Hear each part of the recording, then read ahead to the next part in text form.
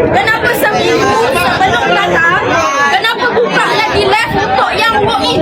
Kalau rasa dah tahu benda tu penuh, tak pasti, kenapa buka untuk walk in? Saya dah hari-hari tengok live. Betul ke ada kosong lagi? Betul ke nanti ada tak jadi masalah? Saya tanya setiap hari saya masuk live kakak tu. Setiap hari saya masuk. Wah, dari mana kau? Daripada Melaka. Belaka 4,000 dekat kau. Boleh. 4,000 dekat pintu. Cuma fikir, budak ni dah semangat. Kalau hantar balik, siri kedua, siri ketiga, siri seterusnya, rasa nak pergi tak budak ni? Dia bertanya.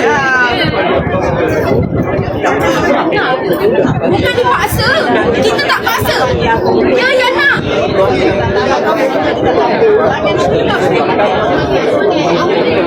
Mak bapak bercerai. Ini nak tunjuk dekat bapak je. Mak dia ibu tunggal.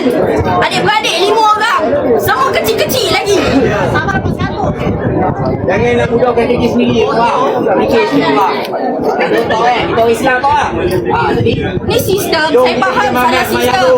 Kita faham masalah sistem. Tapi masalahnya dah sampai jauh-jauh, kita dah beli tiket.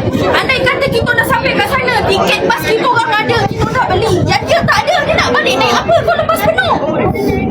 kau tak guna. Dia perempuan yang tadi pun dia cakap. Tak ada dah dia. Takkan nak berhabis duit kat sini lagi. Tak guna. Yang perempuan tadi kau tadi cakap. Sebab dia tadi masa.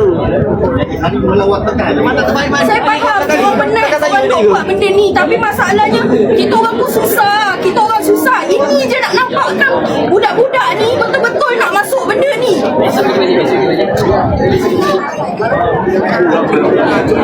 Macam mana ni sebenarnya? Kalau setakat duit, budak harapan macam ni habis. Takkan nak datang lagi dah. Habislah korang.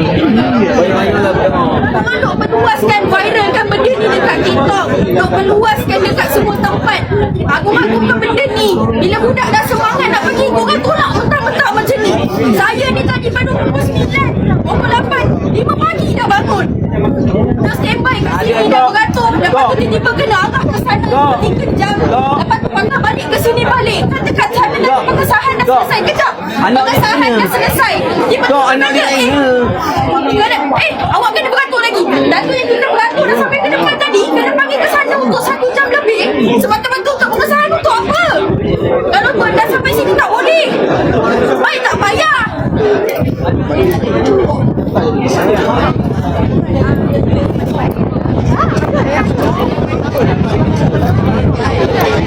Dah sampai depan dah tadi, Cik. Cik yang announcement kata sukarelawan ke sana. Dah sampai sana. Okey, sini. Dia orang ni tak boleh buat keputusan. Dia orang ni buat keputusan apa sana? Dia orang ni tak boleh buat keputusan. Dia dengar dia tak apa-apa. Lepas tu kita nak buat apa? 2, 4, 5 saya nak tugas.